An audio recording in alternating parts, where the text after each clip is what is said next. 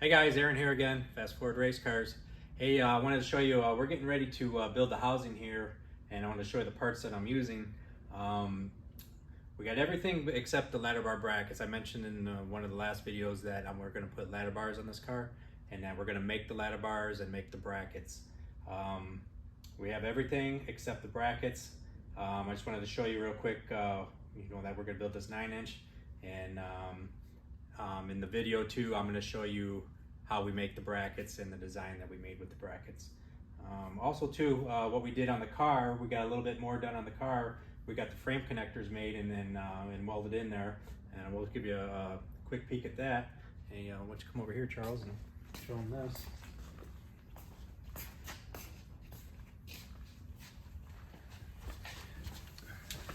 So we did some round tube frame connectors, just simple. What we did is basically bent the 45 on the round tube, and then we sliced it right there on the bend, and that way we can weld it flat to the bottom of the frame rail there. But quick and easy. What's going to be nice about this is we're going to be able to put the ladder bar cross member right across those two frame connectors there, and we're going to be able to slide it exactly where we want it before we weld it in permanently. But just wanted to show you that, we're making a little bit of progress. We're staying late tonight and working on it. But in the video, I'm going to show you when we start making the brackets, how we did that for the ladder bars. And then in one of the upcoming videos, we'll also show you how we make the ladder bars themselves. And the length, we'll talk about the length and why we're doing it the length that we are.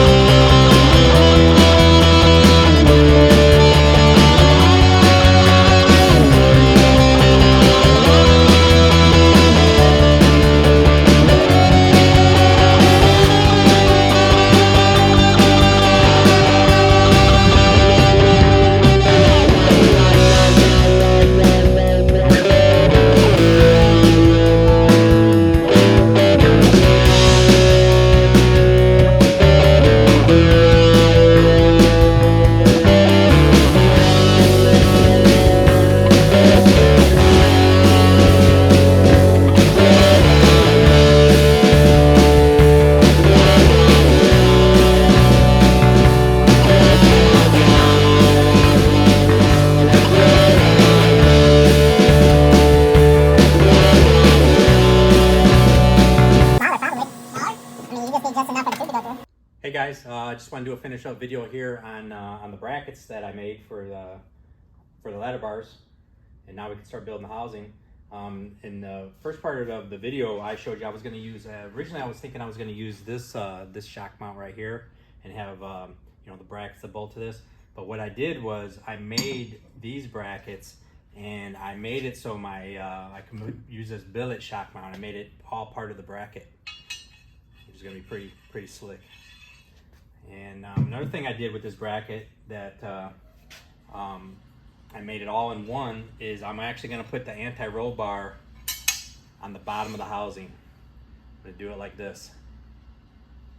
And the reason for that is the Nova's, the rear floor is pretty low in the car, and if I want to lower the car down and I put the anti-roll bar across the frame rails up top of the housing, then the anti-roll bar links are going to be really short, and also too, the housing could potentially hit the anti-roll bar itself, and that's the problem you have when you lower cars. But I wanted to show you this. This is the finished product. Turned out pretty slick. I'm pretty happy with this. And next video I'm going to show you actually building the housing, and then also too I'm going to show you a little trick that I do to figure out what the length of the housing needs to be. Something I've been doing for years. Easy little deal, but it's good information for you guys if you guys are building cars. But that's it for this one. These are the parts, and now I'm going to start building it. You know, we're going to start fabricating this, and we'll have this done in a couple days, and I'll do a video on that.